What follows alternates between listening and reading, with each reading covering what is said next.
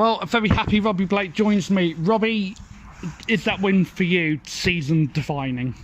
Well, it goes a long way to that. I think it was such a tough game, tough pitch, tough opponent.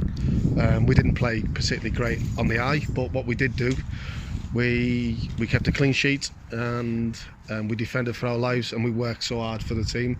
The front men, the midfielders worked tirelessly hard, and we've had that a lot this, the last couple of games. So you need that, because what you can't, players have talent, but what you can't, get sometimes is hard work and commitment, and we've had that in abundance so far recently, and that's coupled with 3 wins on the spin. So we need to keep the momentum going. We've got another tough game on Tuesday night, but it's just great because since I've been at this football club, we're liable to either draw that 0-0 or maybe lose that. So great credit to the players, fantastic attitude, commitment to the club, and we're really pleased with the 3 points. What was it like being on the other side of the fence, where you're watching the opposition have chances and fail to take them? Yeah, they had chances, but when we were down to 10 men, I think first half we had a lot of the possession, and they probably had the clear-cut chances with Amadou making a couple of good saves. But I think even when we were down to 10 men, Lee, yes, they had quite a bit of ball, and we tried to sit in a little bit, and we played 3 at the back with 2 wing backs, and we tried to hit them on the break, and I think we hit them on a couple of times on the break, and if our final pass or a little bit more patience or quality, or just needed to relax a little bit in the final third, I think we could have scored more goals. But listen, we're absolutely delighted with 1-0. I need to ask you, first of all, I need to get it out of the way, I'd rather do it now, that the red card, I will go on the record and I will say that personally, from the view that I had, I didn't feel it was a red card. I saw one foot go in, it was studs up. What was your view on it? I didn't really have a great look on it, to be honest, because obviously as he slid in, Harvey's back to me, so it was very difficult for me to see the contact. I spoke to the referee after the game and I said, listen, ref, as far as I'm aware, he slid in, he hasn't lunged in, and I think there's a difference, and I think there was no willingness to hurt the player or to lunge in and do anything with malice. So listen, it's disappointing for us to lose the skipper for 3 games, because he's been outstanding all season really. But I spoke to the referee and he just said he had no option but he said as far as he was aware, he was in a good position and his studs caught his knee, and that's deemed to either tackle. So listen, it is what it is. We've got to dust ourselves down, and we've got to go on from that. And if we lose Skip for 3 games, we lose him, and hopefully it's an opportunity for somebody else to come in and take a place to play in the team. It's one of those where you don't want to slate the referee. It's a hard job to do, isn't it? Yeah, of course it is. It is a hard job, but there's certain things I thought he was poor at, but I can't really say he was poor on the decision, because I genuinely, I'm going off Harvey, the skipper, and he said it wasn't a sending off. Yeah. But then you go off the referee, says, well, he caught him around the knee. So if it's around the knee, listen, he's caught him around the knee, but there was no intent, in my opinion. I think that was just because it's a tackle, his legs raised up. There was no malice in it for me. So it's just disappointing, but we can't take away from that disappointment there, because we've got to celebrate the 3 points. What was behind the change in tactics in returns to game management? There was a lot more slowing the game down, little taps of the ball away. We haven't seen that from before Bogner. Why today? Well, hallelujah. I'm not saying it's a negative. If we could bring that side into our game, because listen, we can't always play like we did against Cray and win 7-2, and teams like that and Margate away 6-1. Sometimes you've got to grind, and you've got to manage the game, and you've got to be professional as much as you can. Listen, we're not a team, and or Jack doesn't tell the players to waste time and take the sting. What you got to do is, when you're down to 10 men and the game's difficult and we're 1-0 up, you must take the sting out of the game, because that's just game management, really. And what I said to them when I pulled them over and we went 3 at the back, I said, listen, you just be patient, stay calm with it, because you will get chances to score and have a bigger lead. And that's why we went 3 at the back, trying to still play 2 up front. We played 3-4-2, and then we tried to hit him with Brad and Smudge, and we did a couple of times. Like I say, it was just that final pass or the final last decision was poor, but you can't fault the commitment of Lethbridge and Walsh when he was on. Smudger, Tommy Lee, Doug Tuck, I thought it was exceptional today. There's so much commitment to the football club and to each and every one of us. You've got to praise him, instead of saying, taking this, you got to take this thing out of the game. So that's really important for us, and that for me is a really good sign that we're starting to learn a little bit.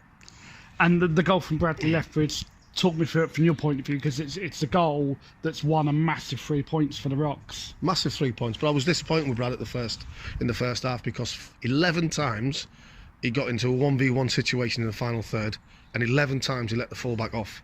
And I told him that at half time. I said, you've got to be more positive, you've got to be more brighter, and you can't, when you get in them areas and you get a fullback in them areas, you can't give it easy for him. You've got to really disappoint him and be aggressive and go at people. And I thought he did that in the second half. And, you know, even though the pitch wasn't conducive to good football, or we played that particularly well, the goal was outstanding.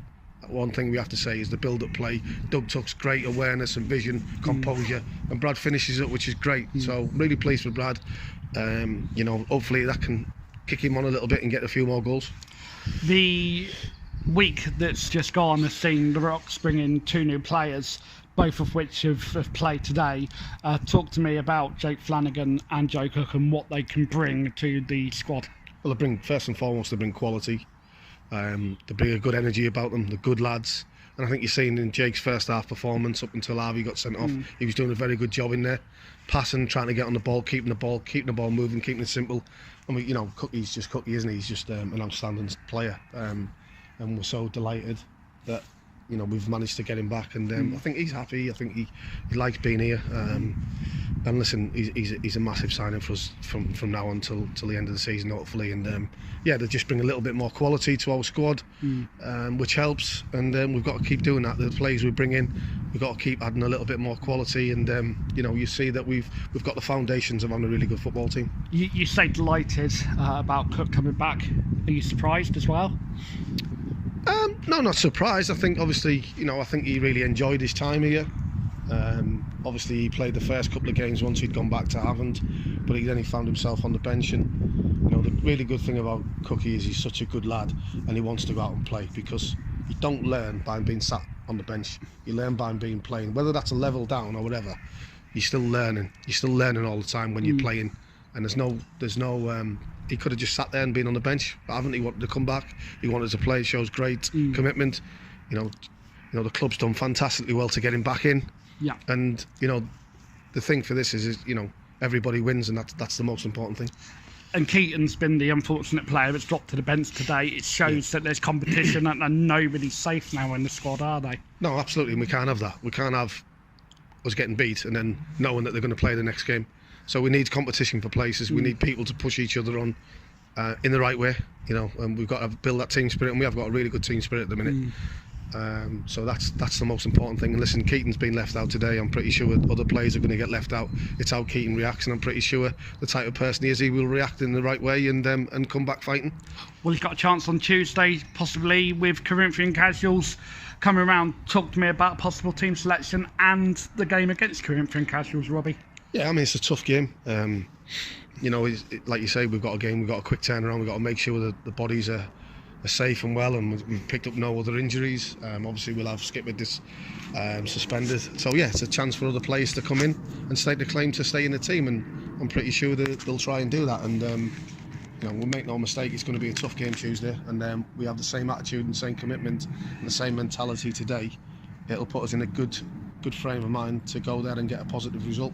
Well, Robbie, thank you for coming out as always and speaking to us. Epic win for the Rocks. Yeah, top man, Lee. Cheers, mate. Thank you. Joe Cook joins me for Rocks Radio. Joe, you're back at the Rocks. Happy to be back here? Yeah, I'm really enjoying my football again. Obviously, it was good to be back at Havant. I've played a few games, but then found myself out of the team, you know, sitting on the bench. So I feel when the opportunity to come back to Bognor came up, I was really pleased. I really like the coaching staff here and the lads, and yeah, it's good to be back.